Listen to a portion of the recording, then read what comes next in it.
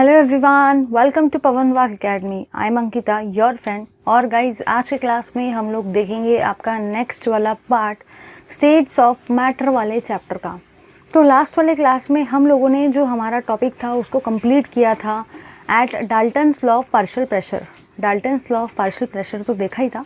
उसी के साथ साथ लास्ट वाले क्लास में हम लोगों ने हमारा क्लास एंड किया था कि जो भी डेरिवेशन था इंडिविजुअल पार्शियल प्रेशर और टोटल प्रेशर के बीच में, वो हम लोगों ने लास्ट वाले क्लास में देखा था। ठीक है, चलिए, तो उसी के कंटिन्यूशन में अब हम लोग कंटिन्यू करेंगे हमारे नेक्स्ट वाले पार्ट को।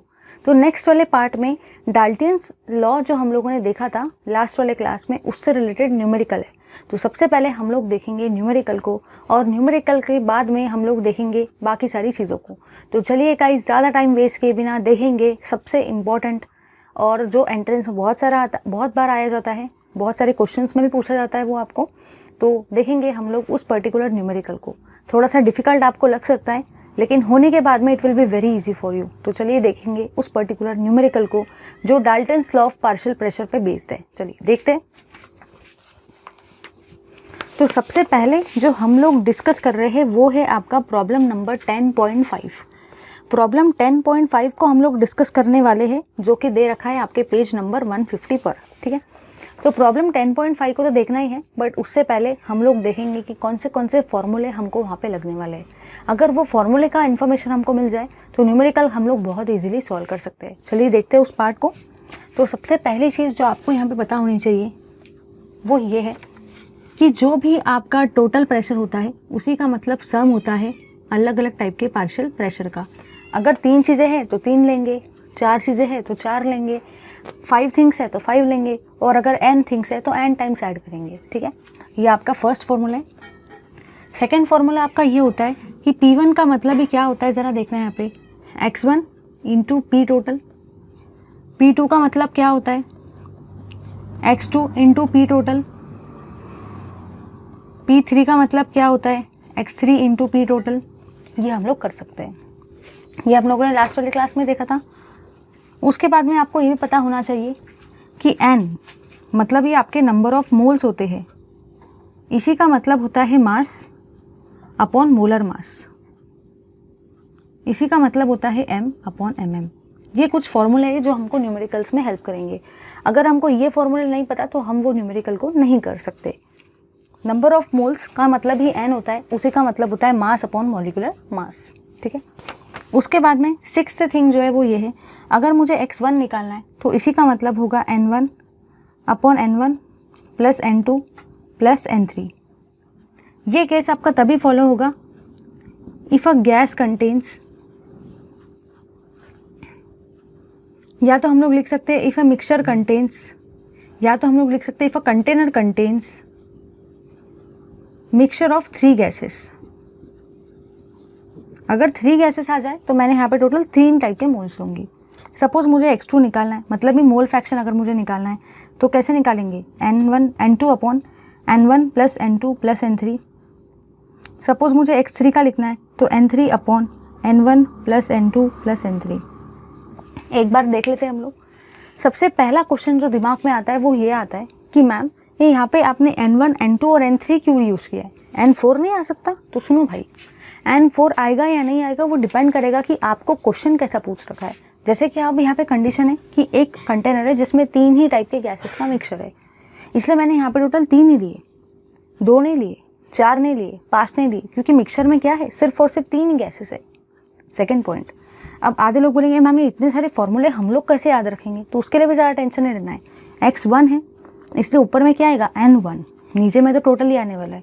x2 है तो ऊपर में भी क्या आएगा, n2, नीचे में तो टोटल ही आएगा। x3 है तो ऊपर में भी क्या आएगा, n3, नीचे में क्या आएगा, टोटल ही आएगा। ठीक है, नंबर ऑफ मोल्स का मतलब ही क्या होता है, मास अपॉन मॉलिक्यूलर मास। ठीक है, तो इस तरीके से हम लोग, अब बेसिक डेटा तो क्लियर हो गया है, अब हम लोग देखेंगे हमारे न्यूमेरिकल को। चलिए भाई, न्यूमेरिकल को देखते हैं।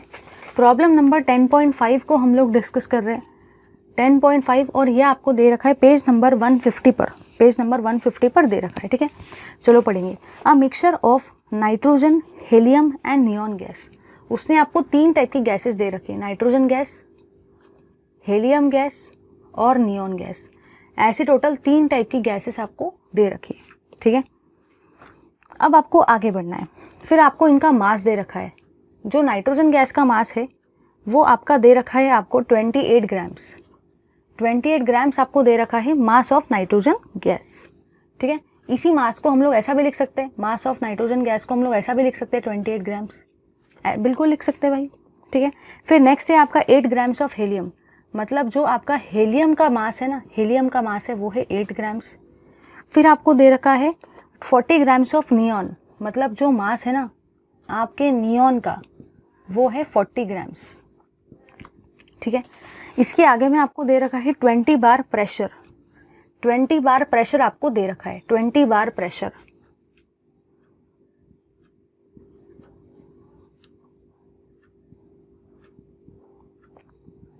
चलिए उसके बाद में आपको पूछ रखा है what is the partial pressure of each gas. आपको हर एक गैस का उसने पार्शियल प्रेशर पूछा है कि इस गैस का पार्शियल प्रेशर क्या रहेगा, मतलब P ऑफ N2 का प्रेशर क्या रहेगा, P ऑफ He का प्रेशर क्या रहेगा, P ऑफ Ne का प्रेशर क्या रहेगा। अभी सिर्फ मैं डेटा लिख रही हूँ, एक्सप्लेन करने की हूँ, सब बताने वाली हूँ, ठीक है। तो चलिए अब देखेंगे हम लोग इस पार्ट को, ठीक है। सबसे पहली और सबसे काम की बात जो यहाँ पे आपको ध्यान रखिए, थोड़ा ध्यान देना, अदरवाइज समझ में नहीं आएगा। सबसे पहली बात आपको जो यहाँ पे याद रखनी है ना, वो यहाँ पे ये पता होना चाहिए कि आपको यहाँ पे नाइट्रोजन, हीलियम और नियॉन टोटल 3 टाइप की गैस दे रखी है। मतलब हम लोग जो कॉम्बिनेशन यूज़ करेंगे वो 3 नंबर वाला ही यूज़ करेंगे, 2 नंबर वाला या 4 नंबर वाला कॉम्बिनेशन यूज़ नहीं कर सकते। 3 गैस है मतलब मुझे 3 नंबर का ही कॉम्बिनेशन यूज़ करना है, सबसे पहली बात। सेकेंड बात, हम लोग यहाँ पे M1, M2 और M3 टर्म यूज़ नहीं कर रहे। उसका रीज़न ये है, अगर मैं M1, M2 और M3 टर्म यूज़ करूँगी ना तो बड़े आप कंफ्यूज हो जाएंगे कि M2 का मतलब क्या था, नियॉन था, हीलियम था या नाइट्रोजन था, M3 का मतलब क्या था, याद ही नहीं आएगा, बड़ा कन्फ्यूजन होगा और क्वेश्चन और ज़्यादा कॉम्प्लिकेटेड हो जाएगा। इसलिए मैंने क्या किया, मैंने आपको बिल्कुल इसके शॉर्ट फॉर्म के फॉर्म में इसको लिख दिया। तो आप लोग भी ऐसा ही करो ताकि कन्फ्यूजन अवॉइड हो जाए। तीसरी बात, आपको यहाँ पे सबको पार्शियल प्रेशर निकालना है। तो दिमाग में क्वेश्चन आया होगा, मैम अगर ये हमको पार्शियल प्रेशर निकालने का है तो फिर ये प्रेशर जो दे रखा है ये कौन सा प्रेशर है। तो आप लोग खुद ही सोचो यार, खुद ही सोचो, दिमाग लगाओ।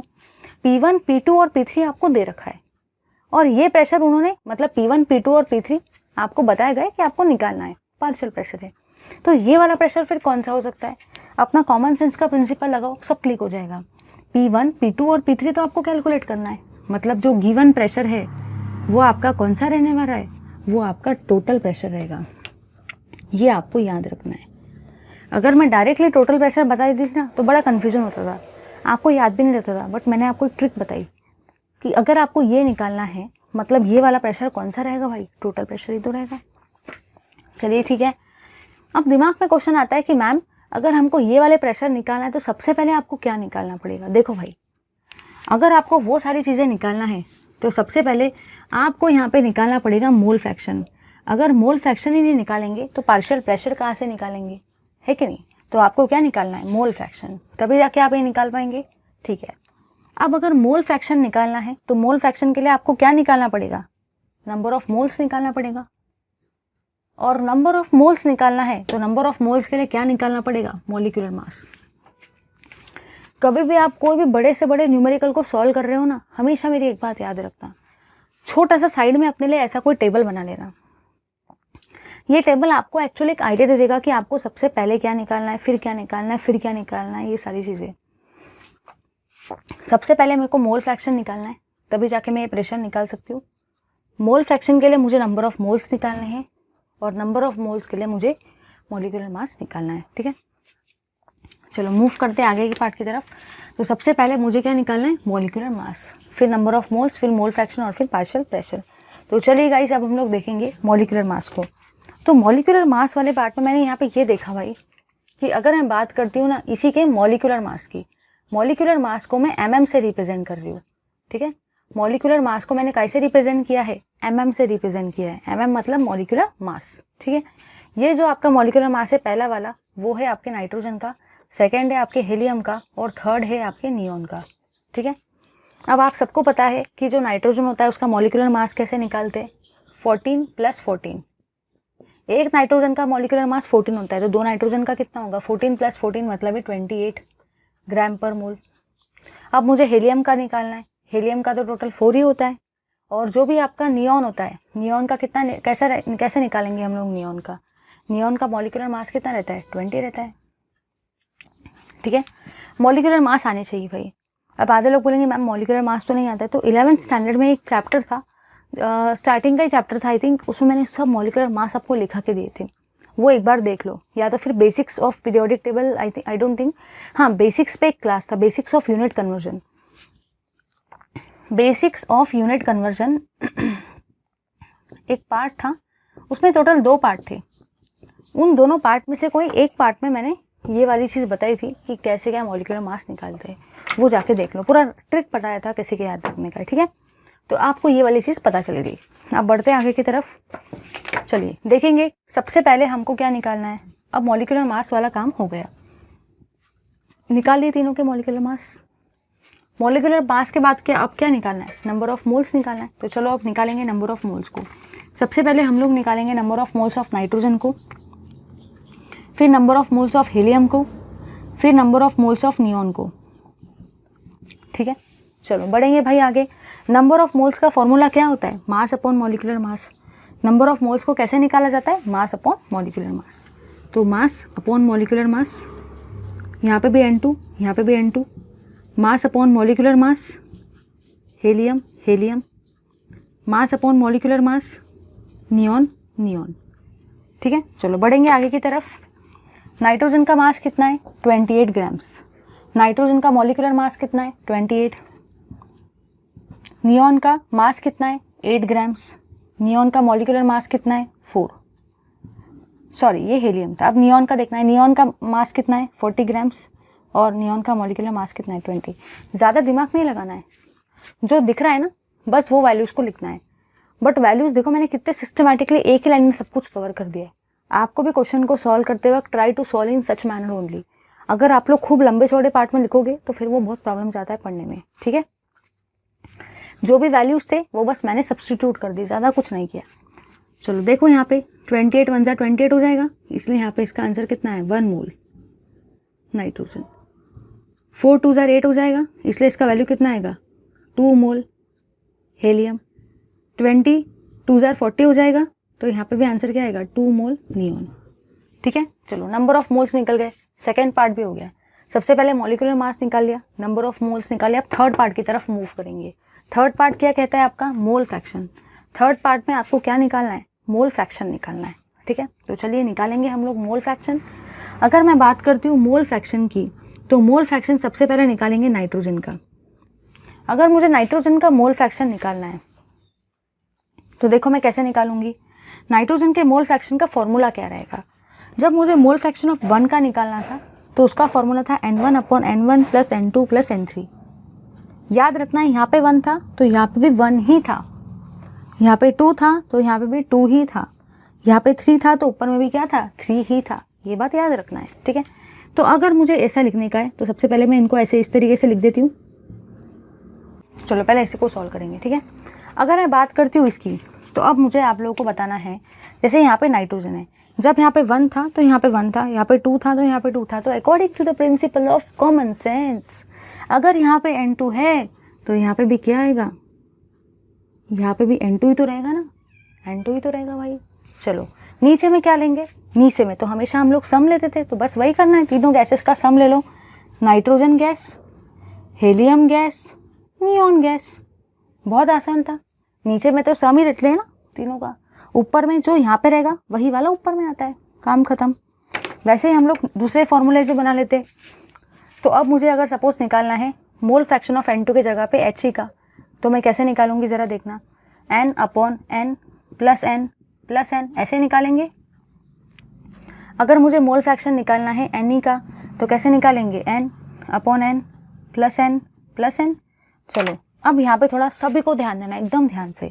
जब यहाँ पे N2 था तो यहाँ पे भी N2 लगाया था, नीचे में तो सम ही था। अब यहाँ पे He है तो according to the principle of common sense ऊपर में भी कौन आएगा, He ही तो आएगा भाई। तो ऊपर में किसको लगाएंगे, He को, और नीचे में तो वही चलते रहता है अपना सम, नीचे में तो सम ही रहेगा, N2 HE NE का, यहाँ पे आ जाओ भाई। अब यहाँ पे ऊपर में है NE, तो यहाँ पे भी ऊपर में क्या आएगा, NE आएगा, और नीचे में तो वही अपना सम चलेगा, N2 HE और NE। चलो भाई, अब तो कुछ भी नहीं करना है, अब तो बस फटाफट वैल्यूज़ को सब्स्टिट्यूट करना है। चलो देखेंगे हम लोग। N2 का वैल्यू कितना है, नंबर ऑफ मोल्स आपको N2 के निकालने हैं। फिर उसके बाद में नंबर ऑफ मोल्स, इन सब के वैल्यूज़ को आपको बस सब्स्टिट्यूट करना है। तो N2 के नंबर ऑफ मोल्स कितने आए भाई, 1। नीचे में क्या है, N2 का मतलब 1, फिर हेलियम का 2, फिर नियॉन का कितना है, नियॉन का 2, ठीक है। फिर हम लोग इसको कैलकुलेट करेंगे, तो यहाँ पे वैल्यू कितना आएगा, 1/2 + 2 4, 4 + 1 5, तो इसका वैल्यू कितना है आपका 1/5। चलिए भाई आगे निकालेंगे। अगर मैं बात करती हूँ आगे की, तो अब मुझे देखने का है हेलियम। तो हेलियम के लिए आपके नंबर ऑफ मोल्स कितने आए हैं, 2, ठीक है, अपॉन नाइट्रोजन के कितने हैं, 1, हेलियम के कितने हैं, 2, नियॉन के कितने हैं, 2। आधे लोग बोलेंगे क्या चल रहा, कुछ समझ ही नहीं रहा। अरे भाई कुछ समझने लायक है ही नहीं ना, कुछ समझने लायक होगा तभी तो आप समझेंगे। तो बहुत आसान है, जो हम लोगों ने कैलकुलेट किया ना, बस हम लोग उसी को सब्स्टिट्यूट कर रहे हैं, ज़्यादा कुछ नया नहीं कर रहे हम लोग, ठीक है। अब देखो भाई क्या होगा, यहाँ पे है 2, ठीक है, अपॉन 2 + 2 4, 4 + 1 5। चलो आगे बढ़ेंगे। अब मुझे मोल फ्रैक्शन निकालना है एनी का। तो number of moles of any कितने हैं भाई, चेक करो जल्दी से, 2, अपॉन N2 का वैल्यू कितना है, N2 का है भाई 1, HE का कितना है 2, NE का कितना है 2, निकाल सकते हैं, 2/5 आ जाएगा। तो चलो भाई आ गया। अब आधे लोग क्या करेंगे, इसका भी पगले जैसे वो लोग मोल फ्रैक्शन निकालने लग जाएंगे, इसका भी वो लोग डिवाइड करके आंसर निकालेंगे 0 पॉइंट समथिंग। बट आपको ये गलती नहीं करना है, डायरेक्टली इससे ही हमारा कैलकुलेशन आसान हो सकता है, बहुत ईजी हो जाएगा। और अगर इसका रेशो निकालने बैठ गए ना, तो बस भाई बैठ ही जाओ निकालने, फिर तो आंसर ही नहीं आएगा। चलिए भाई, अब हमारा काम हो गया, मोल फ्रैक्शन भी निकल गया। स्टेप बाय स्टेप जाने का, पहले मॉलिक्यूलर मास निकाला, फिर नंबर ऑफ मोल्स निकाले, फिर मोल फ्रैक्शन निकाला, और अब किसकी बारी है भाई, अब तो आई गई बस बारी किसकी, पार्शियल प्रेशर की। तो चलिए भाई निकालेंगे हम लोग पार्शियल प्रेशर को। सबसे पहले आप निकालेंगे partial pressure of what, N2 का पार्शियल प्रेशर निकालेंगे, ठीक है। फिर आप लोग निकालेंगे पार्शियल प्रेशर ऑफ हेलियम, फिर आप लोग निकालेंगे पार्शियल प्रेशर ऑफ नियॉन, ठीक है। चलो बढ़ेंगे आगे की तरफ। आगे आप लोगों ने ये देखा कि जो भी आपका पार्शियल प्रेशर रहता है उसी का मतलब क्या होता है, x × PT। तो वही लिखेंगे भाई, x × PT मतलब टोटल प्रेशर, x × PT मतलब टोटल प्रेशर, x × PT मतलब टोटल प्रेशर। एक और बात आपको जो याद रखनी है यहाँ पे वो है, फॉर्मूला बिल्कुल यही वाला है, बट देखो क्या सिस्टम लगाना है। जब यहाँ पे 1 था तो यहाँ पे x भी 1 था, जब यहाँ पे P2 था तो x भी 2 था, जब P3 था तो x भी 3 था। तो according to the principle of common sense, अगर यहाँ पे N2 है तो यहाँ पे भी क्या आएगा, N2 ही तो आएगा ना। यहाँ पे HE है तो यहाँ पे भी क्या आएगा, HE ही तो आएगा ना। यहाँ पे NE है तो यहाँ पे भी क्या आएगा, NE ही तो आएगा भाई, NE ही तो आएगा भाई। चलो आगे बढ़ते भाई। आगे आप लोगों ने यहाँ पे क्या जाना, आगे आप लोगों ने यहाँ पे क्या जाना, चलो जल्दी से कैलकुलेट करेंगे। x ऑफ N2 का वैल्यू कितना आया है आपका, x ऑफ N2 का वैल्यू आया है 1/5। PT का वैल्यू कितना है, PT मतलब फिजिकल टेस्ट नहीं रे बाबा, टोटल प्रेशर 20, ठीक है। x ऑफ HE का वैल्यू कितना है 2/5, और टोटल प्रेशर तो 20 है। x ऑफ NE का वैल्यू कितना है 2/5, टोटल प्रेशर तो 20 है। चलो आगे बढ़ेंगे हम लोग। आगे आप लोगों ने क्या देखा भाई, 5 4 जा 20 होता है, तो इसका वैल्यू कितना आएगा 4, ठीक है। अब आधे लोग सोचेंगे मैम यहाँ पे यूनिट क्या आएगा, तो भाई यहाँ पे प्रेशर का यूनिट बार दे रखा है, तो आप भी कौन सा यूनिट लिखेंगे, बार लिखेंगे। चलो आगे बढ़ेंगे हम लोग। यहाँ पे क्या होगा, 5 4 जा 20, 4 2 जा 8, तो 8 बार।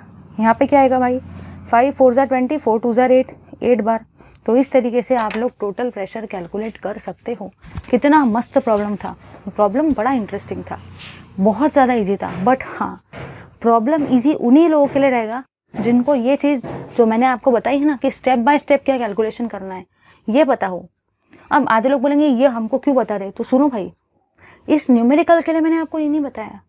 मैंने आपको ये ट्रिक इसलिए बताई ताकि आप कोई भी स्टडी करो, चाहे फिजिक्स की हो चाहे केमिस्ट्री की हो, कोई भी न्यूमेरिकल को सॉल्व कर रहे हो या कोई भी डेरिवेशन प्रूफ करना चाहते हो, तो अपने पास में कोई भी डेरिवेशन जो आपने पढ़ा उसके बाद में एक छोटा सा ऐसा चार्ट बना लो। वो चार्ट सिर्फ आपको दिखना चाहिए, किसी और को नहीं दिखना चाहिए, बाकी छुपा के रखना। तो आपको ऐसा चार्ट बनाना है, उसमें सिर्फ ऐसे कीवर्ड लिख देना इसके बाद क्या करना है, इसके बाद क्या करना है, इसके बाद क्या करना है। मतलब ऐसा होना चाहिए कि जब आपके पेपर आए तो रिवीजन के लिए टाइम तो रहता नहीं है, तो बस ये चार्ट को देखने से अपना पूरा डेरिवेशन रिवाइज हो जाए, बस ये चार्ट को देखने से अपना पूरा न्यूमेरिकल रिवाइज हो जाए। This trick should be applied for physics as well as for chemistry for 11th and 12th standard. Okay, side by side ये फॉर्मूलेज भी आपको पता होने चाहिए। कितना मस्त न्यूमेरिकल था। लो भाई सारे के सारे इसका व्हाट स्क्रीनशॉट। चलिए, आफ्टर दिस न्यूमेरिकल अब हम लोग देखेंगे एक कंसेप्ट को, जो कि वो सारे चीज़ें आपकी आती है under the definition of aqueous tension. Aqueous tension directly नहीं पढ़ा जा सकता है। अगर आपको एक्वस टेंशन को पढ़ना है तो सबसे पहले आपको कुछ चीज़ें पता होनी चाहिए कि वाटर वेपर क्या होता है, ठीक है। उसी के बाद में वेपर प्रेशर क्या होता है, उसी के बाद में आपको पता होना चाहिए सैचुरेटेड वेपर प्रेशर क्या होता है, तभी जाके आप एक्वस टेंशन को पढ़ सकते हो। तो चलिए गाइस, ज़्यादा टाइम वेस्ट किए बिना हम लोग पढ़ेंगे हमारे एक्वस टेंशन वाले टॉपिक को और उसी से रिलेटेड सारे के सारे डेफिनेशंस को, जो पढ़ना बहुत ज़्यादा ज़रूरी है for what, for aqueous tension. तो चलिए गाइस, ज़्यादा टाइम वेस्ट किए बिना लेंगे एंट्री अपने एक्वस टेंशन वाले पार्ट के अंदर में। देखते हैं इस पार्ट को। तो टॉपिक तो आपका एक्वस टेंशन है, लेकिन उससे पहले हमको कुछ चीज़ें देखनी है। तो सबसे पहली डेफिनेशन जो हम लोग देखेंगे वो रहेगा आपका वाटर वेपर, ठीक है। हम लोग देखेंगे सबसे पहले वाटर वेपर को। उसके बाद में सेकंड थिंग जो हम लोग देखने वाले हैं वो रहेगा आपका वेपर प्रेशर।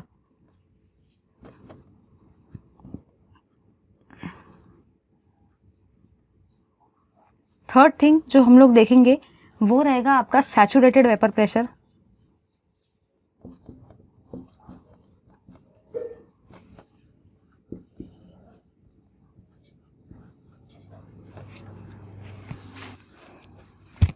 और फोर्थ रहेगा आपका फाइनली एक्वस टेंशन। तो चलिए गाइस, ज़्यादा टाइम वेस्ट किए बिना देखते हैं हम लोग इस पार्ट को। सबसे पहली चीज़ जो आपको दे रखी है वो है वाटर वेपर। दिमाग में बड़े कन्फ्यूजन चलते हैं, वाटर वेपर है क्या। बहुत बार पढ़ते हैं वाटर वेपर ये होता है वो होता है, बट हमको पता नहीं होता है। अगर डेफिनेशन फ्रेम करना है ना तो बड़ा डिफिकल्ट जाता है डेफिनेशन को फ्रेम करना। हाँ, लेकिन पता सबको है कि नहीं। भाप मतलब जो हमारी जो भाप होती है, जब हम लोग एक गंज लेते हैं, ठीक है, एक यूटेंसिल ले लिया, गंज ले लो अपने लैंग्वेज में, उसमें डालो पानी, गैस चालू करने का, उस गंज को रख देने का, खुला रखना गंज। तो क्या होगा, कुछ समय के बाद में आपका वाटर बॉईल होगा और कुछ इस तरीके से आपकी भाप निकलेगी, है ना। कुछ इस तरीके से आपके वाटर के वेपर्स वहाँ से निकलेंगे, है ना। तो वो जो होता है उसको हम लोग वाटर वेपर बोलते हैं। लेकिन उसको एक्सप्रेस करना इंग्लिश लैंग्वेज में in the form of definition बड़ा डिफिकल्ट है। ऐसे अगर मैंने पूछा ना, सबको सब एक्सपर्ट हो, मुझे पता है कुकिंग में सभी एक्सपर्ट हो, बस गंज रख दोगे और बस पानी को गर्म करने लग दोगे तो वाफ वहाँ से निकलेगी, भाप वहाँ से निकलेगी, उसी को हम लोग वाटर वेपर प्रेशर बोलेंगे, वाटर वेपर बोलेंगे। चलिए देखते हैं उसको। तो सबसे पहले मैं लिखूंगी the gas about the surface of liquid. The gas above the surface of liquid is called as what? Water vapor. जो भी गैस सरफेस के ऑफ लिक्विड के ऊपर में होती है उसको वाटर वेपर बोलते हैं। तो बहुत सिंपल सी थिंग है। देखो भाई, ये मैंने गंज को लिया, मैंने किसको लिया है, ये मैंने गंज को लिया है, ठीक है। फिर मैंने क्या किया, इसके अंदर में यहाँ पे बहुत सारा पानी लिया था, ब्लू कलर से बना रही क्योंकि पानी का कलर ब्लू होता है। फिर मैंने इसको हीटिंग करने रख दिया, मैंने इसको बस हीटिंग करवाई है, कुछ इस तरीके से मैं इसको हीट करवा रही हूँ, ठीक है, कुछ इस तरीके से मैं इसको हीट करवा रही हूँ, ठीक है। क्या होगा, कुछ समय के बाद में, ऑफ कोर्स आप सबको पता है क्या होने वाला है भाई, ये जो वाटर है ना, ये वाटर आपका कुछ समय के बाद में इस तरीके से बॉईल होगा। देखो ये वाटर कुछ इस तरीके से आपका बॉईल हो रहा है। तो आप लोगों ने क्या देखा, ये जो भी गैस है ना about the surface of liquid, इसी गैस को हम लोग क्या बोलते हैं, वेपर प्रेशर। तो कहना मुझे ये है कि जो भी गैस आपकी रहेगी about the surface of liquid, उसी को हम लोग वाटर वेपर कहेंगे, ठीक है। तो आपको याद रखना है, वाटर वेपर को अगर डिस्क्राइब करने का है तो बस इतना ही रखना याद। एक यूटेंसिल लेंगे, उसमें पानी डालेंगे, उसको हीट करेंगे, ठीक है। तो वो जो पानी है उसका भाप बनेगा, उसके वेपर्स बनेंगे, ठीक है। समझ गए इतना। अगर आपको एक्सप्रेस करना है तो आप कैसे एक्सप्रेस करोगे कि जो भी गैस आपकी रहेगी about the surface of liquid, उसको हम लोग क्या बोलेंगे, वेपर या तो वाटर वेपर, ठीक है। अब सेकंड टर्मिनोलॉजी पे जाएंगे। बड़ा आसान था, the gas about the surface of liquid, जो भी गैस रहेंगी about the surface of liquid उसको हम लोग क्या बोलते हैं, वाटर वेपर। अब आगे बढ़ना है वेपर प्रेशर पे, कि वेपर प्रेशर क्या है। तो जो भी आपका प्रेशर रहेगा, the pressure of water vapour, the pressure of water vapour is called as vapour pressure, is called as vapour pressure. ठीक है, तो बस आपको याद रखना है कि जो भी प्रेशर रहेगा इस वाटर वेपर का, उसी को हम लोग क्या बोलेंगे, वेपर प्रेशर। देखो कितना आसान है, सब समझा के देती हूँ। सबसे पहली बात थी वाटर वेपर, आप सबको समझ गया कि जो भी भाप है, मतलब जो भी गैस रहेंगी about the surface of liquid उसको वाटर वेपर बोलेंगे। ठीक है, अब इसका नाम ही है why vapour pressure, vapour pressure ही उसका नाम है। मतलब ये प्रेशर किसका रहने वाला है, वाटर वेपर का ही तो रहने वाला है, इसीलिए तो उसका नाम है वेपर प्रेशर। वो नाम खुद ही बता रहा है ये प्रेशर वेपर का है, इसीलिए इसका नाम भी क्या रहेगा, वेपर प्रेशर। समझे या नहीं समझे? चलिए आगे मूव करेंगे। सैचुरेटेड वेपर प्रेशर क्या चीज़ है, तो हम लोग देखेंगे the pressure at any given temperature, the pressure at any given temperature in which the pressure at any given temperature the vapor of substance, the vapor of a substance is in equilibrium with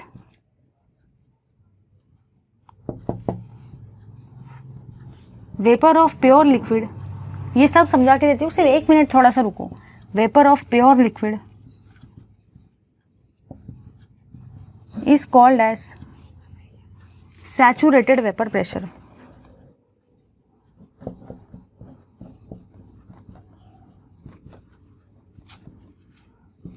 चलिए समझ लेते हैं हम लोग इस चीज़ को। यहाँ पे क्या बोल रखा है, यहाँ पे आपको ये बोल रखा है, ये डेफिनेशन तो बुक में दी नहीं है, लेकिन ये डेफिनेशन मैंने आपके लिए एकदम बढ़िया तरीके से ढूंढ के लाई है, अब बस आपको पढ़ना है।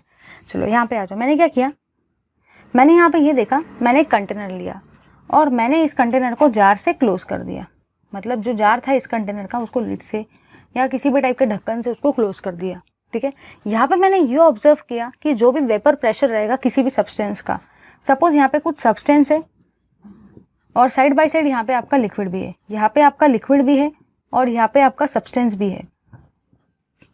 तो जो ये सब्सटेंस का वेपर प्रेशर रहेगा, ये सब्सटेंस का जो प्रेशर रहेगा और ये जो लिक्विड का प्रेशर रहेगा, ये इक्विलिब्रियम में रहेंगे।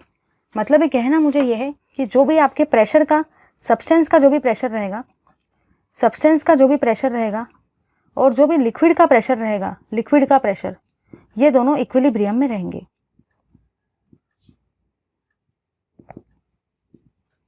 ठीक है, और ऐसे प्रेशर को हम लोग क्या बोलेंगे, सैचुरेटेड वेपर प्रेशर।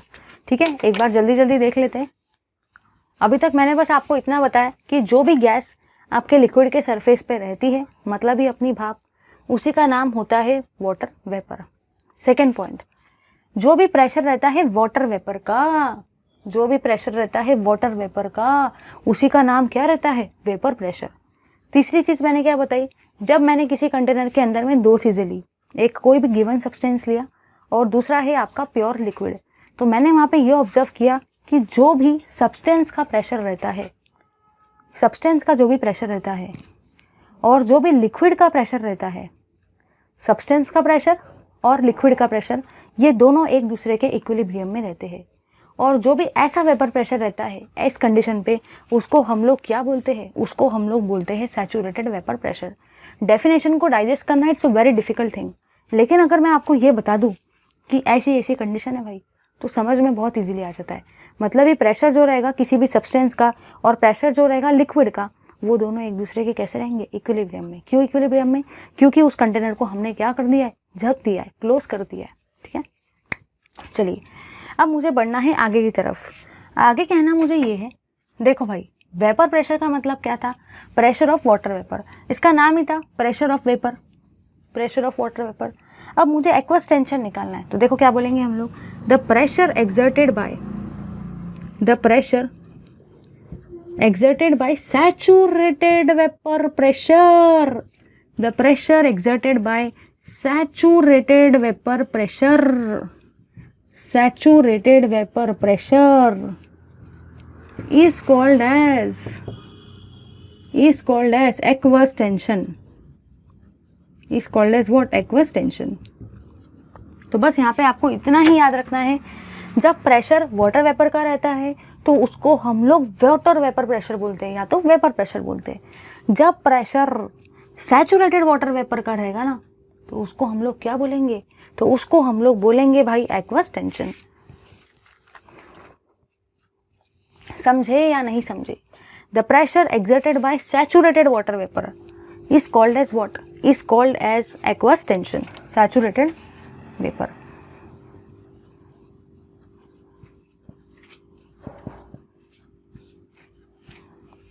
आई होप सबको आई थिंक एकदम बेस्ट तरीके से क्लियर हो गई।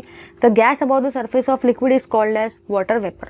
ठीक है, the pressure exerted by the water vapour is called as water vapour pressure और वेपर प्रेशर। तीसरी thing, the pressure when the pressure is in equilibrium with substance and liquid तो उसको बोलेंगे सैचुरेटेड वेपर प्रेशर। और जो भी pressure रहेगा exerted by the saturated vapour और saturated water vapour is called as aqueous tension. लो भाई, इसका स्क्रीनशॉट लो। चलिए भाई, आफ्टर दिस अब हम लोग देखेंगे postulates of kinetic theory of gases को। याद रखना, ये जो पोस्टुलेट्स है ना काइनेटिक थ्योरी ऑफ गैसेस के, ये पोस्टुलेट्स ही नहीं है, ये बहुत सारी चीज़ें बताने वाले हैं। ये जो एवरेज काइनेटिक मतलब जो भी आपका ये है काइनेटिक थ्योरी ऑफ गैसेस के जितने भी आपके पोस्टुलेट्स रहेंगे वो आपको एवरेज काइनेटिक एनर्जी इनके बारे में पूरी इन्फॉर्मेशन देने वाले हैं। यहाँ से क्वेश्चंस पेपर में आते हैं, एमसीक्यू टाइप के क्वेश्चंस बहुत सारे एंट्रेंस एग्जामिनेशंस में आपको देखने को मिलेंगे। सेकेंड पॉइंट, एमसीक्यूज में भी आपको देखने को मिलेंगे। ये पोस्टुलेट्स का आपको 12th में भी काफ़ी ज़्यादा हेल्प मिलेगा, इनडायरेक्ट हेल्प, और साइड बाय साइड 11th में तो हेल्प मिलेगा। तो ये पोस्टुलेट्स को जब मैं पढ़ाऊंगी आपको बहुत ज़्यादा फोकस रह के एकदम ध्यान से एकदम तगड़े तरीके से देखना है, क्योंकि ये पोस्टुलेट्स बहुत ज़्यादा इंपॉर्टेंट पोस्टुलेट्स है। इनको हम लोग एकदम बेस्ट तरीके से समझेंगे आज, और ऐसा समझ में आएगा कि आप कभी भूलेंगे ही नहीं। तो चलिए देखते हैं postulates of average kinetic theory और काइनेटिक थ्योरी ऑफ गैसेस। चलिए देखेंगे पोस्टुलेट्स।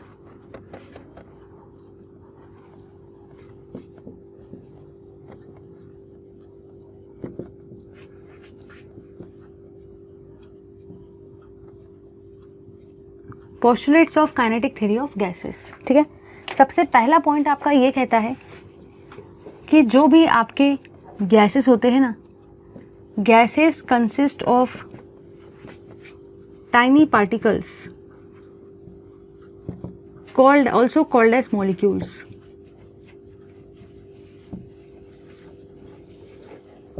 सबसे पहली और सबसे काम की चीज़ जो है वो ये है कि बुक में जो इतने बड़े बड़े पोस्टुलेट्स दे रखे हैं ना, ऐसा नहीं होने वाला कि मैं भी आपको इतने बड़े बड़े पोस्टुलेट्स लिखूंगी फिर एक एक पोस्टुलेट समझाऊंगी, ऐसा नहीं होने वाला।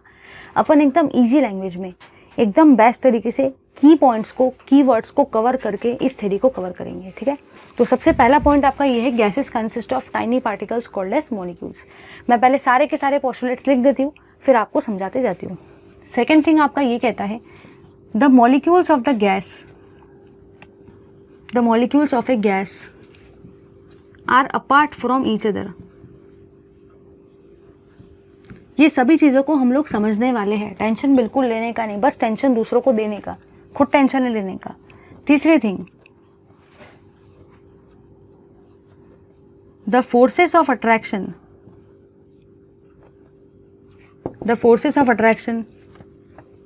between gaseous molecules are negligible।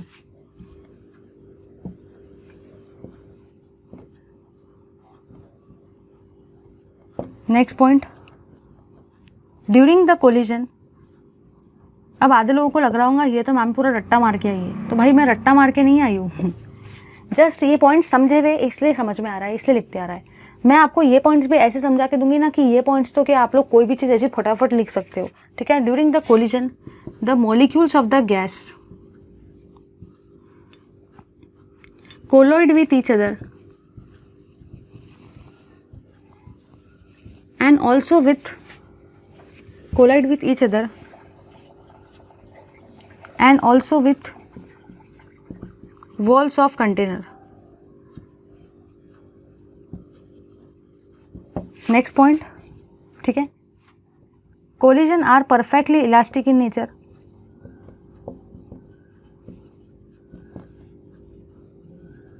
Collision are perfectly elastic in nature.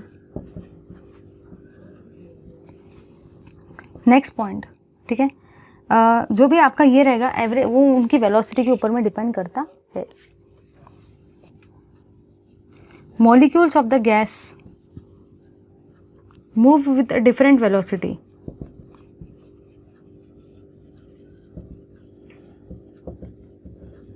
और लास्ट पॉइंट है आपका ये वाला कि जो भी आपकी एवरेज काइनेटिक एनर्जी रहती है गैस की, एवरेज काइनेटिक एनर्जी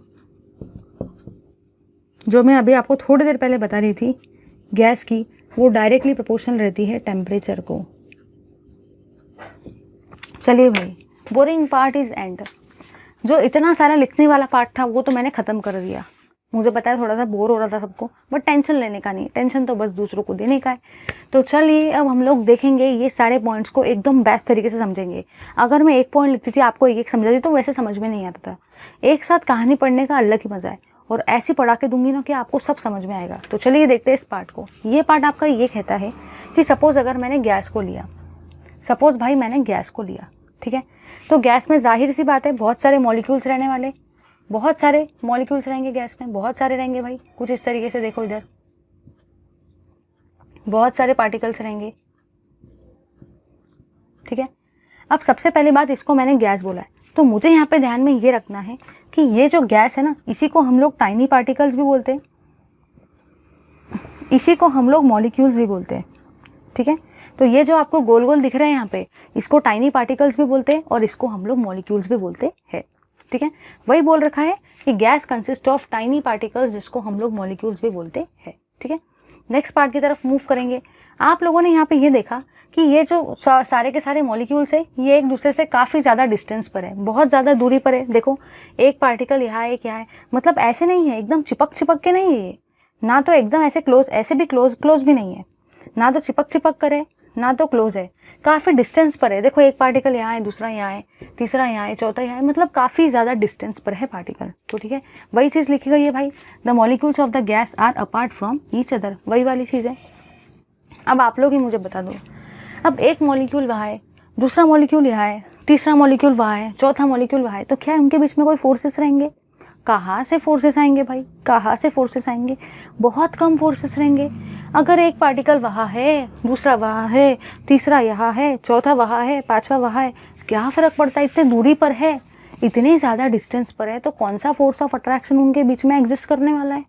तो इसीलिए मैंने क्या लिखा है, the force of attraction between the molecules of the gas are negligible. अरे भाई, बहुत डिस्टेंस पर है एक दूसरे से। हाँ, अब मुझे आप लोग बताओ, अगर आप इधर रहते हो, आपका कोई रिलेटिव दूसरे प्लेस पे रहता है, दूसरे गांव में रहता है, लेट अस से आपके होम प्लेस पे नहीं, दूसरे गांव में रहता है, तो आप उससे फ़ोन पे बात करेंगे, हाँ भाई तेरी बहुत याद आती है, बहुत याद आती है, बट सच में आपको क्या याद वगैरह आती है क्या? कुछ भी नहीं आती है, वो तो बस शो ऑफ करते हैं हम लोग फ़ोन लगा के, बहुत याद आती है, बहुत ज़्यादा, बट ऐसा कुछ एक्चुअली होता नहीं है। सीरियसली बताती हूँ, सब लोग अपने आप में मस्त रहते हैं, उनको किसी की कोई याद नहीं आती है। मतलब कहना मुझे ये है, अगर आप यहाँ हो, आपका कोई रिलेटिव दूसरे जगह पर है, तो आप उसको भले बोलोगे मुझे बहुत याद आती है, बट एक्चुअली आपके बीच में और उसके बीच में उतना फोर्स ऑफ अट्रैक्शन है भी नहीं, क्योंकि आप वहाँ, वो दूसरे गाँव में है। इतना कहाँ से फोर्स ऑफ अट्रैक्शन है, इतना लगाव है नहीं। वही वाली चीज़ है भाई, the forces of attraction between the gases molecules are negligible. अब एक यहाँ है, दूसरा वहाँ है, तीसरा वहाँ है, तो कहाँ से कोई फोर्स एग्जिस्ट करेंगे? नेग्लिजिबल फोर्सेस है। अब देखो भाई क्या होगा, अब ये गैसेस मॉलिक्यूल मूव होते रहेंगे, इधर कोई इधर भागेगा, कोई उधर भागेगा, ये लोग बस पूरे भागते रहते हैं पगले जैसे। अब कोई इधर भागेगा, तो भागते वक्त क्या क्या हो सकता है? भागते वक्त ये हो सकता है कि ये गैस का मॉलिक्यूल इस वॉल के साथ में टकराए, ये है ना, इसको हम लोग बोलते हैं वॉल ऑफ कंटेनर। जो कंटेनर है उसकी दीवार है भाई ये, ठीक है। ये हो सकता है ये मॉलिक्यूल वॉल के साथ टकराए, हो सकता है ये मॉलिक्यूल इसके साथ टकराए, हो सकता है ये इसके साथ टकराए, हो सकता है ये इसके साथ टकराए, हो सकता है ये वॉल के साथ टकराए, हो सकता है ये वॉल के साथ टकराए, हो सकता है ये इसके साथ टकराए। मतलब क्या हो रहा है? बस टकराना चालू है, बस टकराना चालू है भाई। मूवमेंट हो रहा है गैसेस मॉलिक्यूल्स का, और मूवमेंट कुछ इस तरीके से हो रहा है, ये कुछ इधर भाग रहा है, वो इधर भाग रहा है, ये इधर भाग रहा है, वो उधर भाग रहा है, बस भागम भागी चालू है। भागम भाग मूवी देखिए ना, बस भागम भाग चालू है। कोई कंटेनर के साथ टकरा रहा है, कंटेनर के साथ कोई लड़ रहा है, कोई दूसरे के साथ में टकरा रहा है, कोई दूसरे के साथ में कोई लड़ रहा है, बस यही वाला पार्ट शुरू है। आगे क्या पढ़ा, आगे यहाँ पे दे रखा है ये कोलिजन परफेक्टली इलास्टिक नेचर के। परफेक्टली इलास्टिक का मतलब पता है क्या होता है?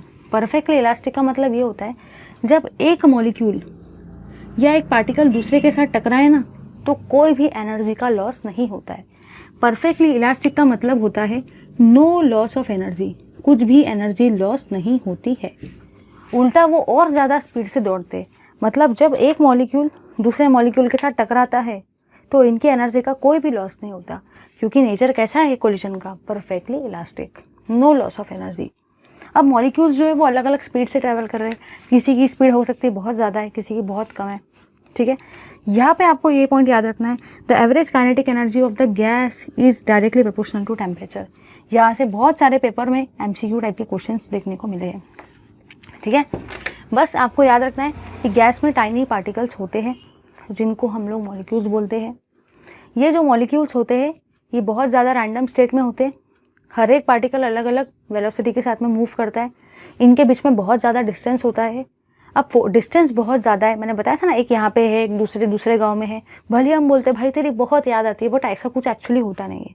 तो इनके बीच में फोर्स ऑफ अट्रैक्शन कैसा रहता है? ऑलमोस्ट नेग्लिजिबल रहता है। सोचने की बात है, एक वहाँ है, यहाँ है, कहाँ से रहेगा भाई? तीसरी थिंग, अब मोशन के दौरान, मोशन के वक्त क्या होता है, मोशन के टाइम पर क्या होता है भाई, एक मॉलिक्यूल दूसरे मॉलिक्यूल के साथ तो कोलाइड करता ही है, also at the same time यही मॉलिक्यूल आपके कंटेनर के वॉल के साथ में भी कोलाइड करता है, ठीक है। फिर मैंने आपको ये बताया कि average kinetic energy is directly proportional to temperature. बहुत ज़्यादा इंपॉर्टेंट पोस्टुलेट्स है, लो सारे के सारे इसका स्क्रीनशॉट, क्योंकि बुक में ये पॉइंट इतने बड़े बड़े दे रखे कुछ समझ में नहीं आएगा। मैंने एकदम शॉर्ट फॉर्म में की पॉइंट के फॉर्म में आपको दे दिए, लो इसका स्क्रीनशॉट। चलिए भाई, आफ्टर दिस अब हम लोग देखेंगे कि डेविएशन कैसे होता है आइडियल बिहेवियर का अलग अलग गैसेस से। मतलब बहुत सारी गैसेस जो होती है वो आइडियल गैस नहीं होती है, वो डेविएशन शो करती है। तो दिमाग में क्वेश्चन आता है ये डेविएशन शो हो रहा है तो कैसे होने वाला है? तो चलिए अब हम लोग देखेंगे deviation of real gases from ideal behaviour. देखते हैं इस पार्ट को, चलिए देखेंगे हम लोग।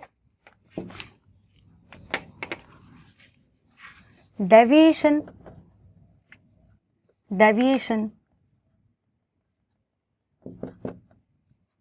of a real gas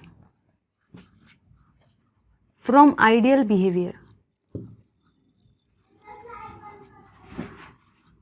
मतलब आइडियल बिहेवियर से किस तरीके से डेविएशन होगा। समझ में तो कुछ भी नहीं आया होगा, मुझे पता है क्या टॉपिक है, क्या चल रहा है, अब सब समझ में आएगा, क्योंकि मैं बता नहीं कि भाई पिक्चर तो अभी आने की है। अब देखेंगे भाई हम लोग हमारी पिक्चर को। पिक्चर आपको ये कहती है कि सबसे पहले तो दिमाग में क्वेश्चन ये आता है कि आइडियल गैस क्या चीज़ है। सेकंड क्वेश्चन जो दिमाग में आता है वो ये आता है ये रियल गैस क्या चीज़ है, ठीक है। तो आपको बस बताया था मैंने, एक ऐसा स्टूडेंट जो सभी की सुनता है, खूब पढ़ाई करता है, खूब ज़्यादा स्टूडियस है, और ऐसा स्टूडेंट जो व्हाट्सएप, फेसबुक, इंस्टा को तो बिल्कुल टच भी नहीं करता है, ट्विटर को भी टच नहीं करता है, सोशल मीडिया से एकदम दूर रहता है, खूब ज़्यादा पढ़ाई करता है, बहुत ज़्यादा स्टूडियस है। ऐसे स्टूडेंट को हम लोग आइडियल स्टूडेंट बोलते हैं, और ऐसे गैस को हम लोग क्या बोलेंगे? Ideal gas. मतलब एक ऐसी गैस, a gas which obeys all the laws, सारे के सारे लॉज को वो ओबे करती है।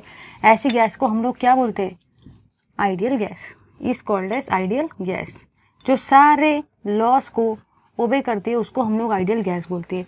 एक ऐसा स्टूडेंट जो सबकी सुनता है उसको हम लोग क्या बोलते हैं? Ideal student. चलो आगे बढ़ेंगे, अब आएंगे रियल गैस। बहुत आसान है भाई, जो सारे लॉस को ओबे करता है उसको हम लोग आइडियल गैस बोलते हैं। तो रियल गैस में क्या होगा?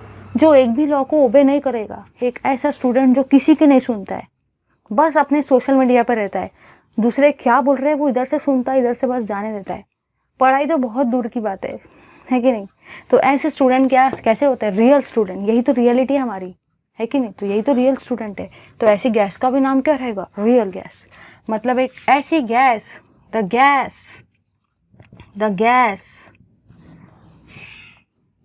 which do not obey, the gas which do not obey all the laws is called as real gas। समझे या नहीं समझे? चलिए बहुत बढ़िया तरीके से समझ गया। अब बढ़ेंगे आगे की तरफ। आगे हम लोग को देखना है deviation of real gas from ideal behaviour. एक स्टेटमेंट लिखा के दे रही हूँ, बहुत ज़्यादा इंपॉर्टेंट स्टेटमेंट है। स्टेटमेंट भाई आपका जो कहता है ना, वो ये कहता है statement, very important statement, important note है आपकी, ठीक है। जो भी आपके रियल गैसेस होते हैं, real gases shows deviation, real gases जो होते हैं वो आपको डेविएशन दिखाते हैं फ्रॉम आइडियल बिहेवियर और from ideal gas at low temperature and high pressure, at low temperature and high pressure.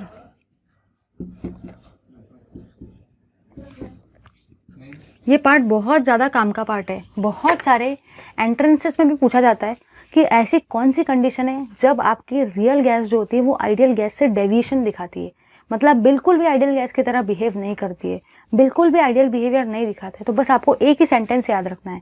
बहुत सारे स्टेटमेंट लिखे जाते हैं, high pressure high temperature, low pressure low temperature, high temperature low pressure, बहुत सारी चीज़ें आती हैं, बट आपको याद रखना है लो टेम्परेचर होता है और हाई प्रेशर होता है, याद रखना है भाई, low temperature and high pressure. देखो इसको याद रखने का तरीका कैसा है, आप लोगों को पता है ना, HP के लैपटॉप सुने सबने, HP लैपटॉप सबने भाई HP के लैपटॉप सुने हैं या नहीं सुने हैं, तो बस वही वाली चीज़ है। देखो भाई H मतलब होता है हाई, P मतलब होता है प्रेशर, L मतलब होता है लो और T मतलब होता है टेम्परेचर। ये ट्रिक स्पेशली मैंने निकाली है आप लोगों के लिए। तो अगर आपको इतना पता हो ना HP के लैपटॉप, तो आप लोग किसी भी क्वेश्चन का आंसर एकदम इजीली कर सकते हो। अगर इस क्वेश्चन को घुमा फिरा के पूछ लिया जाए ना तो आपका भी दिमाग घूम जाएगा, याद नहीं आता है यार टेम्परेचर लो था या प्रेशर लो था, टेम्परेचर हाई था या प्रेशर हाई था, दिमाग घूमते रहता है। बट अब नहीं घूमेगा क्योंकि मैंने आपको एक ट्रिक बताई है, HP के लैपटॉप, H मतलब हाई, P मतलब प्रेशर, L मतलब लो, T मतलब टेम्परेचर, HP के laptop, high pressure low temperature, समझे या नहीं समझे? लो भाई सारे के सारे इसका स्क्रीनशॉट। चलिए भाई अब मूव करेंगे आगे के पार्ट की तरफ। अपना आगे का पार्ट क्या कहता है? आगे का पार्ट ये कहता है कि मैम ये तो आपने बता दिया हमको, बहुत बढ़िया ट्रिक भी बताई भाई, HP के laptop, high pressure low temperature, but ये तो बताओ ज़रा कि सच में ये ऐसा क्यों हो रहा है, हाई प्रेशर पे ही ऐसा क्यों हो रहा है, लो टेम्परेचर पे ही ऐसा क्यों हो रहा है, ये भी तो बताओ हमको। चलिए भाई समझते हैं उस पार्ट को।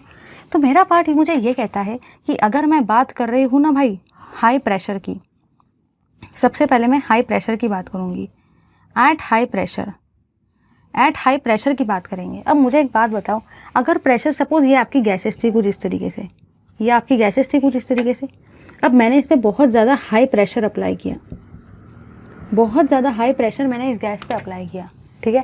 तो ये जो गैसेस के पार्टिकल्स है ना, या जो भी इसके मॉलिक्यूल्स है, ये एक दूसरे को इस तरीके से जॉइन हो जाएंगे, चिपक जाएंगे बिल्कुल एक दूसरे को। अब क्यों ऐसा भाई, क्यों ऐसा? दिमाग में तो क्वेश्चन आता है ना, ऐसा क्यों? अरे ये गैसेस थे भाई, गैसेस थे ये, इसको मैंने खूब दबाया, जम के खूब प्रेस किया इसको। प्रेस क्यों कर रहे हैं? क्योंकि प्रेशर हाई है। अगर प्रेशर हाई रहेगा तो इसको प्रेस नहीं करेंगे क्या भाई? खूब दबाया इसको, खूब दबाया, तो ये इस तरीके से एक दूसरे को जाके चिपक गए। प्रेशर अप्लाई किया, हाई वाला खतरनाक वाला प्रेशर अप्लाई किया मैंने, खूब दबाया इसको, खूब दबाया, तो ये नज़दीक आ गए एक दूसरे के, जॉइन हो गए एक दूसरे को। चलो अब आप लोग मुझे बताओ, इनके बीच में कुछ ना कुछ फोर्सेस ऑफ अट्रैक्शन अब रहेंगे ना भाई, कुछ ना कुछ फोर्सेस ऑफ अट्रैक्शन तो रहेंगे। तो लेट अस से अब ये सॉलिड है, तो सॉलिड में क्या होने वाला है? सॉलिड में आपका रहने वाला है strong forces of attraction. Strong forces of attraction आ गए भाई इसमें, स्ट्रॉन्ग फोर्सेस ऑफ अट्रैक्शन। अब आप लोग ही मुझे बताओ, थोड़ी देर पहले हम लोगों ने काइनेटिक थ्योरी ऑफ गैसेस में ये पढ़ा था कि जो भी गैसेस होते हैं वो एक दूसरे से काफ़ी ज़्यादा दूरी पर होते हैं, एक यहाँ है, दूसरा वहाँ है, तीसरा वहाँ है, चौथा वहाँ है। तो क्या ये गैस की तरह है? बहुत रेयरली गैस की तरह है ही नहीं, ये आइडियल गैस की तरह है ही नहीं। पहली बात तो ये तो सॉलिड की तरह दिख रहा है मुझे, क्योंकि प्रेशर मैंने इतना ज़्यादा अप्लाई कर दिया ना, हाई प्रेशर, खूब दबा दिया इसको, खूब प्रेशराइज कर दिया, ये एक दूसरे के खूब नज़दीक आ गए। सबसे पहली बात तो ये एक दूसरे से दूर है ही नहीं, मतलब ये आइडियल गैस की तरह बिहेव ही नहीं करने वाले। सेकेंड पॉइंट, इनके बीच में फोर्सेस ऑफ अट्रैक्शन बहुत स्ट्रांग हो गए।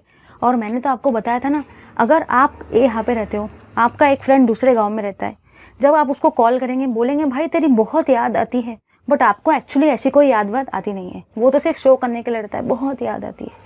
मतलब एक्चुअली आपके और उसके बीच में कोई फोर्स ऑफ अट्रैक्शन है क्या? होंगे, बट उतने खास नहीं है, क्योंकि आप यहाँ हो, वो दूसरे गाँव में, उतना कोई फोर्स ऑफ अट्रैक्शन नहीं है। तो यहाँ पे तो स्ट्रॉन्ग फोर्सेस ऑफ अट्रैक्शन आ गए, तो क्या ये आइडियल बिहेवियर शो कर रहा है? नहीं शो करने वाला, इसलिए ये हाई प्रेशर। ठीक है, चलिए अब हम लोग देखेंगे एट लो टेम्परेचर। दिमाग में क्वेश्चन आता है ना, ये लो टेम्परेचर पे ऐसा क्यों हो रहा है?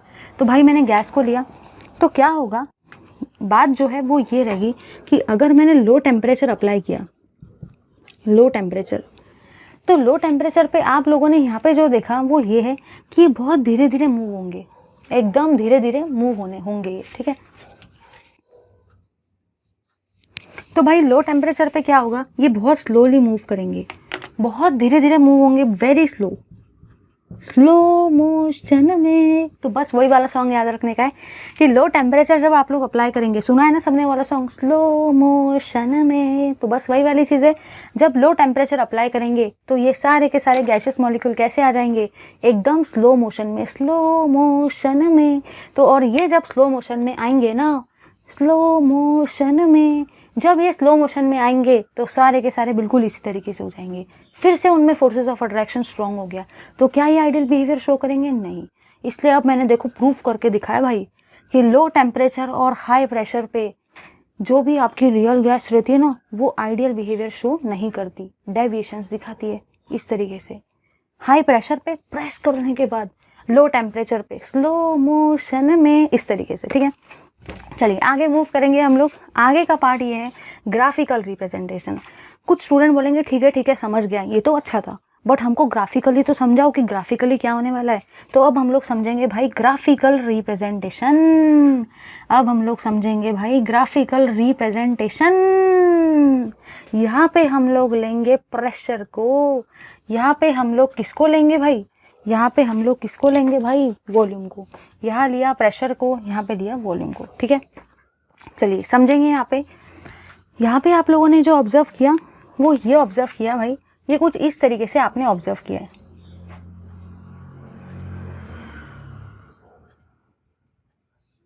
कुछ इस तरीके से आपने ऑब्जर्व किया। जो ये वाला है ना, ये वाला है आपके आइडियल गैस के लिए, आइडियल गैस के लिए ये वाला, और ये वाला जो है ये है भाई आपके रियल गैस के लिए। ठीक है, बस आपको याद रखना है कि जब भी टेम्परेचर कर्व या प्रेशर वॉल्यूम कर्व पेपर में आ जाए, भाई इतना याद कर लेना, बस इतना याद कर लेना कि ये वाला रियल के लिए है और ये वाला आइडियल के लिए। ये ऐसा जो होता है, इसका सबसे बड़ा रीज़न है ये सारे रीज़न जो मैंने आपको दिए, ये इनडायरेक्टली आपको यही वाली चीज़ एक्सप्लेन करने वाले हैं। तो अब क्या करेंगे, सारे के सारे लेंगे इसका स्क्रीनशॉट। लो भाई स्क्रीनशॉट। चलिए भाई, आफ्टर दिस इतने कड़ाकेदार टॉपिक के बाद में अब हम लोग देखने वाले हैं हमारे नेक्स्ट पार्ट को, जिसका नाम है कॉम्प्रेसिबिलिटी फैक्टर। तो चलिए भाई, ज़्यादा टाइम वेस्ट किए बिना देखेंगे कॉम्प्रेसिबिलिटी फैक्टर को। अब आधे लोग बोलेंगे मैम वो आपने वाला टेबल तो लिया ही नहीं, आइडियल गैस और रियल गैस वाला। अरे भाई सुनो ना, अगर मैंने कॉम्प्रेसिबिलिटी फैक्टर नहीं पढ़ाया तो वो टेबल लूँगी तो फिर वहाँ पे क्या समझेगा आपको, पहले कॉम्प्रेसिबिलिटी फैक्टर तो आना चाहिए। तो चलिए गाइस, ज़्यादा टाइम वेस्ट के बिना पढ़ेंगे एकदम तगड़े तरीके से हम लोग हमारे नेक्स्ट वाले पार्ट को, जिसका नाम है कॉम्प्रेसिबिलिटी फैक्टर। चलिए देखते हैं कॉम्प्रेसिबिलिटी फैक्टर।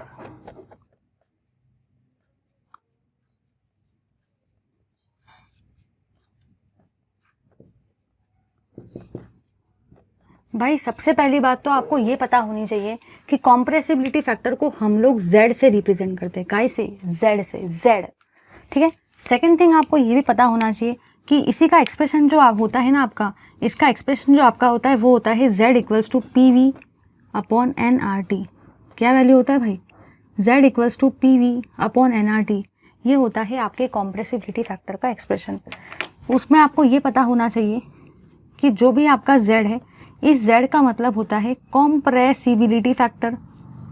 कॉम्प्रेसिबिलिटी फैक्टर मतलब ही आपका क्या होता है? Z होता है। इस P का मतलब क्या होगा? इस P का मतलब प्रेशर होगा।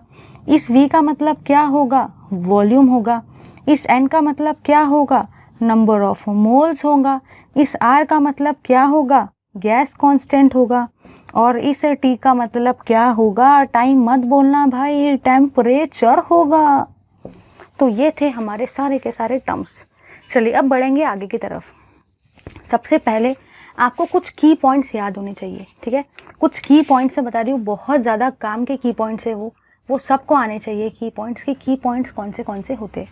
तो सबसे पहला जो की पॉइंट होता है ना भाई आपका, वो ये होता है कि जो भी आपकी आइडियल गैस होती है, जो भी आपकी रियल गैस होती है, रियल गैस, ठीक है, वो शो करती है आइडियल बिहेवियर को। रियल गैस जो होती है भाई, वो आइडियल बिहेवियर को शो करती है, but at real gas shows ideal behaviour when pressure approaches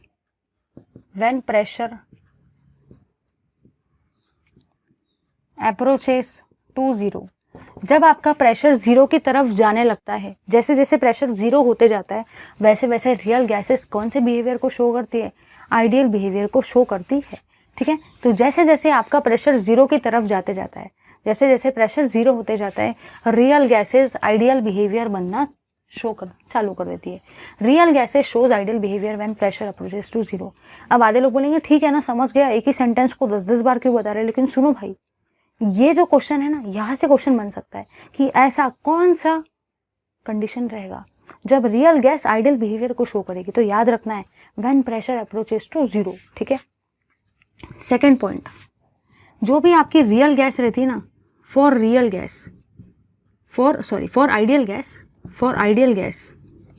ideal gas के लिए क्या होता है भाई, आपको जो याद रखना है वो ये है, आइडियल गैस के लिए PV इक्वल्स टू nRT होता है।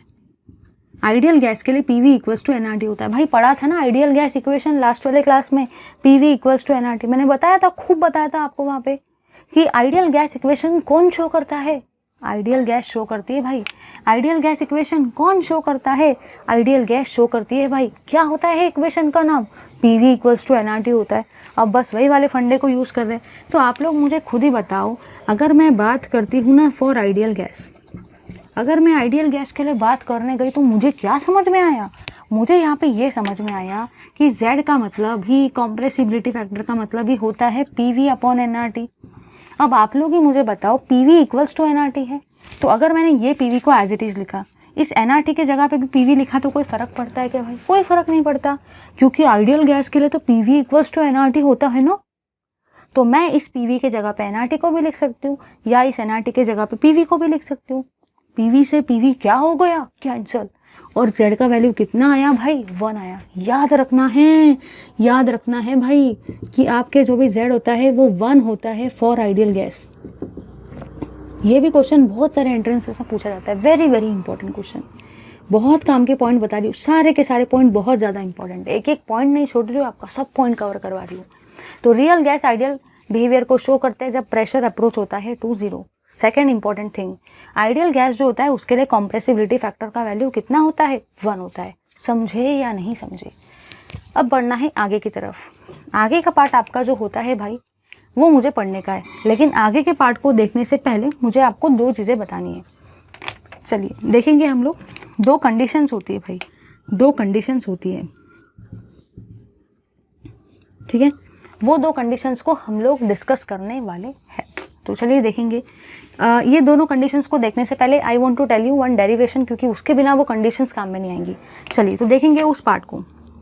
नेक्स्ट पार्ट जो मुझे आपको बताना है वो ये है, जैसे कि आप सबको पता है कि Z का एक्सप्रेशन होता है PV अपॉन nRT। ये होता है भाई Z का एक्सप्रेशन। अगर मैं ये रियल गैस के लिए ले रही हूँ, अगर मैं ये रियल गैस के लिए ले रही हूँ, सपोज रियल गैस के लिए, तो यहाँ पे वॉल्यूम भी कैसा रहेगा, रियल रहेगा, ठीक है। अब मैंने क्या किया, मैंने Z को लिया PV अपॉन nRT। भाई Z का एक्सप्रेशन तो वही है ना, कुछ नया थोड़ी कर रहे, PV अपॉन nRT वही तो है आपका Z का एक्सप्रेशन रियल गैस और आइडियल गैस के लिए, वही तो है भाई। चलो भाई आगे बढ़ेंगे। आगे आप लोगों ने यहाँ पे क्या जाना, आगे आप लोगों ने यहाँ पे ये जाना, जब ये रियल गैस थी तो मैंने वॉल्यूम रियल लिखा। अगर मैं बात कर रही हूँ आइडियल गैस की, तो मैं वॉल्यूम कैसा लिखूँगी, आइडियल लिखूँगी। अब आधे लोग बोलेंगे मैम प्रेशर को क्यों नहीं चेंज किया। अरे भाई सुनो ना, प्रेशर, टेम्परेचर और वॉल्यूम, प्रेशर और टेम्परेचर तो मैंने कांस्टेंट लिए ना भाई, याद रखना है आपको ये चीज़। प्रेशर, टेम्परेचर, आर, ये तो आपके कांस्टेंट ही भाई। नंबर ऑफ मोल्स भी आपके कांस्टेंट है, नंबर ऑफ मोल्स को मैंने कांस्टेंट मेंटेन किए, प्रेशर को भी मैंने कांस्टेंट मेंटेन किया है, टेम्परेचर को भी कांस्टेंट मेंटेन किया है, और आर तो वैसे भी यूनिवर्सल गैस कांस्टेंट है, वो तो कांस्टेंट मेंटेन ही है, ठीक है। जब रियल गैस के लिए लिया यहाँ रियल लिखा, जब आइडियल गैस के लिए लिखा यहाँ पे आइडियल लिखा। अब आप लोग ही मुझे बता दो, Z जो होता है आइडियल गैस के लिए, Z जो होता है आपके आइडियल गैस के लिए, उसका वैल्यू कितना होता है 1। तो इस Z की जगह पे मैं 1 भी लिख सकती हूँ, बिल्कुल लिख सकते हैं। जब मैं इसका रेशो लेने गई, ये था आपका इक्वेशन नंबर 1, ये था आपका इक्वेशन नंबर 2, तो मैंने यहाँ पे लिखा taking the ratio of equation 1 and equation 2। Equation 1 और इक्वेशन 2 का जब मैं रेशो लेने गई तो यहाँ पे मैंने ये ऑब्जर्व किया, सबसे पहले मैंने ये वाला Z लिखा, इसका मतलब था P V real upon NRT। फिर मैंने सेकंड वाले का रेशो लिया 1 equals to P V ideal upon NRT। आगे मैंने क्या देखा भाई, आगे मैंने ये देखा, ये P से ये P कैंसिल, ये NRT से ये NRT कैंसिल, तो बचा क्या, मेरा एक्सप्रेशन जो बचा ना वो ये बचा भाई, वो ये बचा Z equals to V real upon V ideal. अब आधे लोग बोलेंगे इसके नीचे का भाई 1 लिखना है तो लिखो, नहीं लिखना है तो मत लिखो, कोई फ़र्क पड़ता है क्या 1 से, कोई फ़र्क नहीं पड़ता। ये एक्सप्रेशन भी बहुत सारे एंट्रेंसेस में पूछा जाता है कि कॉम्प्रेसिबिलिटी फैक्टर के लिए करेक्ट एक्सप्रेशन क्या है, बहुत सारी अलग अलग चीज़ें लिखी जाएंगी, V आइडियल V रियल खूब सारा लिखा जाता है, प्रेशर आइडियल प्रेशर रियल। याद रखना है प्रेशर टेम्परेचर और R तो वैसे भी कॉन्स्टेंट है, मतलब आपका दिमाग आपका बल्ब सिर्फ और सिर्फ वॉल्यूम की तरफ ही मूव होना चाहिए। सेकंड बात याद रखना है, ऊपर रियल है नीचे आइडियल है, real upon ideal, real upon ideal, real upon ideal, याद रखना है भाई सबको। सारे के सारे ले लो भाई इसका स्क्रीनशॉट। चलिए भाई आगे हम लोग मूव करेंगे। अब हम लोग देखेंगे कॉम्प्रेसिबिलिटी फैक्टर के 3 टाइप के कंडीशंस। चलिए तो ज़्यादा टाइम वेस्ट किए बिना देखेंगे हम लोग कॉम्प्रेसिबिलिटी फैक्टर के 3 टाइप्स के कंडीशंस को। तो आपके जो कॉम्प्रेसिबिलिटी फैक्टर होते हैं ना, उसके टोटल 3 टाइप्स के कंडीशंस होते हैं, 3 कंडीशंस होते हैं, 3 कंडीशंस। 3 कंडीशंस आपकी पहली कंडीशन भाई ये होती है कि जो भी Z है वो लेस देन 1 रहेगा, जो भी Z है वो इक्वल्स टू 1 रहेगा, और जो भी Z है वो आपका ग्रेटर देन 1 रहेगा। याद रखना है भाई, ये कोई 3 कंडीशन याद नहीं रखना है, बस क्या याद रखना है, 1 से कम 1 के बराबर 1 से ज़्यादा, 1 से कम 1 के बराबर 1 से ज़्यादा, यही तो है भाई तीनों की तीनों कंडीशन। आगे बढ़ेंगे, आगे मैंने क्या जाना, आगे मैंने क्या जाना, आगे मैंने जो जाना ना वो ये जाना, यहाँ पे Z लेस देन 1 है। अब आप लोग ही मुझे बताओ भाई, ये जो डेविएशन रहेगा इसका नाम क्या रहेगा, इस डेविएशन का नाम रहता है नेगेटिव डेविएशन। नेगेटिव डेविएशन, यहाँ पे मैं ऐसा भी लिख सकती हूँ, real gases shows negative deviation. Negative मतलब ही क्या रहता है, minus, negative deviation from ideal behaviour, from ideal behaviour. जो भी आपकी रियल गैसेस रहती है वो नेगेटिव डेविएशन शो करती है फ्रॉम आइडियल बिहेवियर। अब आधे लोग बोलेंगे मैम मुझे कैसे याद रहेगा नेगेटिव है, तो भाई सुनो ना, ये लेस देन 1 है, आप लोग खुद ही सोचो 1 से कम बोल रहा है वो, 1 से कम, लेस देन 1, तो भाई वो नेगेटिव ही तो रहेगा ना, नेगेटिव डेविएशन। चलो आगे आएंगे। अब मुझे आप लोग बताओ भाई, यहाँ पे Z 1 के इक्वल है तो क्या कोई डेविएशन आने वाला है, कोई डेविएशन नहीं आएगा, इसलिए मैं क्या लिखूंगी, no deviation, no deviation, no deviation. This condition is shown by ideal gas, this condition is shown by ideal gas. समझे या नहीं समझे, यहाँ पे क्या था, रियल गैसेस ये कंडीशन को शो कर रही है, लेकिन डेविएशन का नाम कैसा रहेगा, नेगेटिव। आधे लोग रट्टा मारते, नेगेटिव डेविएशन मतलब Z इज लेस देन 1, खूब रट्टा मारते। आपको ऐसा रट्टा नहीं मारना, मैंने एक ट्रिक बताया, अगर 1 से है कम तो नेगेटिव ही तो रहेगा ना भाई। अब यहाँ पे कोई डेविएशन नहीं रहेगा, यहाँ पे आ जाएंगे भाई। अब आप लोग ही मुझे बताओ, according to the principle of common sense, जब Z लेस देन 1 था तो आपने नेगेटिव बोला, तो जब Z ग्रेटर देन 1 रहेगा तो आप लोग सारे के सारे क्या बोलेंगे, पॉजिटिव डेविएशन। तो यहाँ पे मैं क्या लिखूंगी, real gases shows positive deviation, real gases shows positive deviation from what, from ideal behaviour. समझे या नहीं समझे, अगर एक से है कम तो नेगेटिव डेविएशन, अगर एक के है इक्वल तो आइडियल गैस शो करेंगी, कोई डेविएशन नहीं। और अगर एक से है ज़्यादा, एक से है ज़्यादा कैसा डेविएशन रहेगा भाई? पॉजिटिव डेविएशन रहेगा। अब आधे लोग बोलेंगे मैम ठीक है सब समझ गया, हमको एग्जाम्पल तो बताओ कि कौन से एग्जाम्पल कौन से कैटेगरी में आते हैं। सुनो भाई, अब होने वाली है बरसात एग्जाम्पल्स की। ये आपको शो करते हैं CH4 ले लो, फिर ये आपको मीथेन गैस भी शो करता है CH4, CO2, O2, ये सब आपको ये वाले शो करेंगे। और यहाँ पे आपके एग्जाम्पल्स जो रहते हैं Z इज़ ग्रेटर देन 1 के, ये आपका रहता है H2 नियॉन गैस, H2 और N2 ये दोनों गैसेस होती है, यस ठीक है। और अगर मैं बात करती हूँ Z इज़ 1 ग्रेटर देन 1 की, Z इज़ इक्वल टू 1 की, तो ये आपको आइडियल गैस शो करती है, ठीक है। अब आधे लोग बोलेंगे ठीक है समझ गया, एग्जाम्पल भी दे दिया, हमको ग्राफिकली तो बताओ ये कैसे क्या होने वाला है। तो ग्राफिकली भी समझेंगे कि पॉजिटिव कैसे आया, नेगेटिव कैसे आया। उसके पहले ले लो भाई सारे के सारे इसका स्क्रीनशॉट। चलिए अब हम लोग देखेंगे ग्राफिकल रिप्रेजेंटेशन को। चलिए भाई देखते हैं ग्राफिकल रिप्रेजेंटेशन को।